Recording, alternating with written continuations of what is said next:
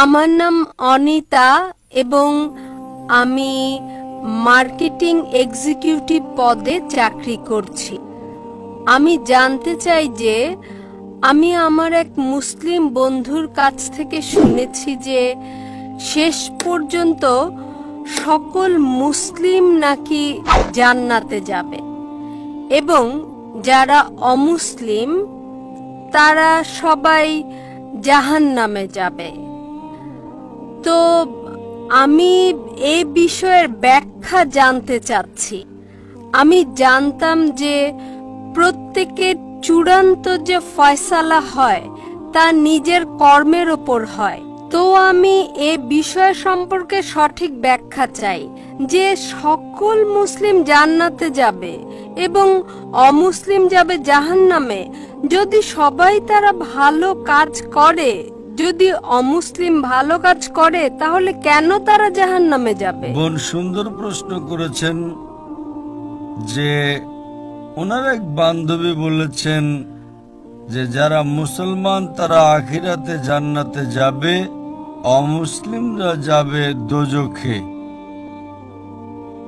মুসলিম মানে সে যে শান্তি অর্জন করে আল্লাহ সুবহানাহু ওয়া তাআলার নিয়ম অনুযায়ী চলে, কোরআন ও হাদিসের অনুসরণ করে, তাকে বলে সঠিক মুসলিম। এটা একেবারে সঠিক যে কর্মগতভাবে যে সঠিক মুসলমান সে ইনশাল্লাহ জান্নাতে যাবে। কিন্তু আপনার প্রশ্ন হচ্ছে যে অমুসলিম ভালো কাজ করে সে কেন জান্নাতে যাবে না? বোন, জান্নাতে যাবার জন্য শর্ত আছে 4টি। যখন আমি আমার 10ম শ্রেণী পাশ করি, আমি সেন্ট পিটার্স স্কুল থেকে পাশ করি। যখন আমি আইসিএসসিতে ছিলাম 10ম শ্রেণীতে, তখন পরীক্ষাতে আমার 6টি আবশ্যকীয় বিষয় ছিল: ইংরেজি, গণিত, বিজ্ঞান, ভূগোল, ইতিহাস, হিন্দি। 6টি বিষয় আবশ্যকীয়। 6টি বিষয় পাশ করাটা জরুরি ছিল। একইভাবে মানুষকে জান্নাতে যেতে হলে 4টি শর্ত রয়েছে। তা লেখা আছে সূরা আল আসরে, সূরা নম্বর 103, আয়াত নম্বর 1, 2, 3, যাতে আল্লাহ তাআলা বলেন, ওয়াল আসর ইন্নাল ইনসানা লাফি খুসর ইল্লাল্লাযিনা আমানু ওয়া আমিলুস সলিহাতি ওয়া তাওয়াসাউ বিল হক ওয়া তাওয়াসাউ বিস সবর।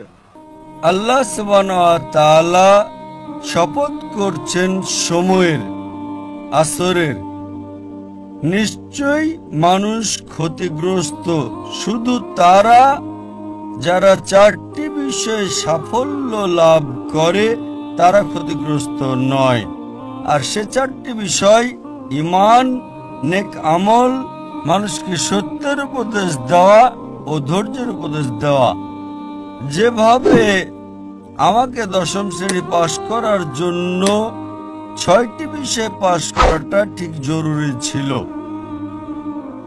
যেমন ধরেন, যদি আমি অঙ্ক, ইংরেজি, ইতিহাস, ভূগোল, বিজ্ঞানে 99% নাম্বার পাই, 99%,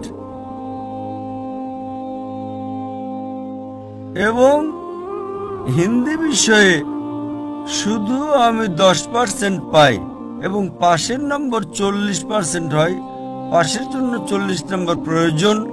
যদি একটা বিষয়ে আমি হিন্দিতে 10% নাম্বার পাই এবং বাকি 5টা বিষয়ে 99% নাম্বার পাই, তখন কি আমি 10ম শ্রেণী পাশ করতে পারবো কি না? বোন, আমি আপনাকে জিজ্ঞেস করছি, আমি 10ম শ্রেণী পাশ করতে পারবো কি পারবো না? এক বিষয়ে 10%, অন্য 5টা বিষয়ে 99%, আমি 10ম শ্রেণী পাশ করতে পারবো কি পারবো না? জি না। না। কেন?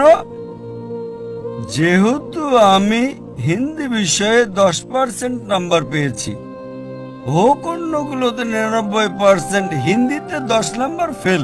ওই রকম ভাবে জান্নাতে যেতে হলে সূরা আল আসর অনুযায়ী 4টি বিষয় জরুরি: ঈমান, নেক আমল, যেমনটা আপনি বলেছেন, ওয়াতাওয়াসাউ বিল হক, মানুষকে সত্যের পথে ডাকা, ওয়াতাওয়াসাউ বিস সবর, মানুষকে ধৈর্যের উপদেশ দেওয়া। 4টি বিষয় হচ্ছে জরুরি।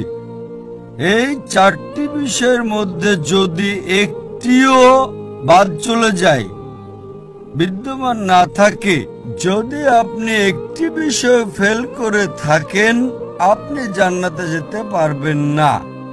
যদি আপনি বলেন যে আপনি খুব ভালো মানুষ, আমলের দিকে আপনি খুব ভালো আমল করেন, ধরে নিলাম যে আপনি 99 নাম্বার পেয়েছেন আমলে, 99, কিন্তু ঈমানে তো ফেল করেছেন।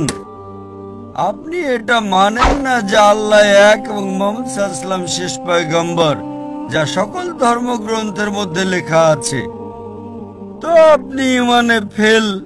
আপনি যতই নেক কাজ করেন 99% নাম্বার পান, 100 নাম্বার পান, বাকি 3টা অংশে কিন্তু ঈমানে ফেল হলে তো আপনি জান্নাতে যেতে পারবেন না।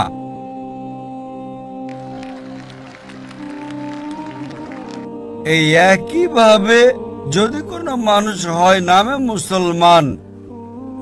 মুসলমান, ভালো কাজ করে না, নেক আমল করে না, ওয়াতাওয়াসাউ বিল হক, আহ্বান করছে না লোকদের, সত্যের পথে ডাকছে না, কিংবা মানুষকে ধৈর্যের উপদেশ দিচ্ছে না, শুধু নামে মুসলমান, মোহাম্মদ, সুলতান, জাকির, আব্দুল্লাহ, তো সে জান্নাতে যাবে না।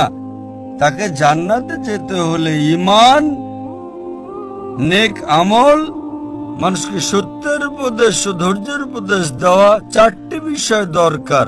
এই জন্যই আপনার আমল যতই ভালো হোক, যদি ঈমান না থাকে যে আল্লাহ এক এবং আল্লাহ তাআলা ছাড়া অন্য কারো ইবাদত করা উচিত নয়, এবং এটাতে ঈমান নেই যে মুহাম্মদ সাল্লাল্লাহু আলাইহি সাল্লাম শেষ পয়গম্বর, তা আপনি জান্নাতে কখনো যেতে পারবেন না। বর, আপনি কি আমার উত্তরে সন্তুষ্ট হয়েছেন? জি হ্যাঁ, ধন্যবাদ ব্যাখ্যার জন্যে। আপনাকেও স্বাগতম।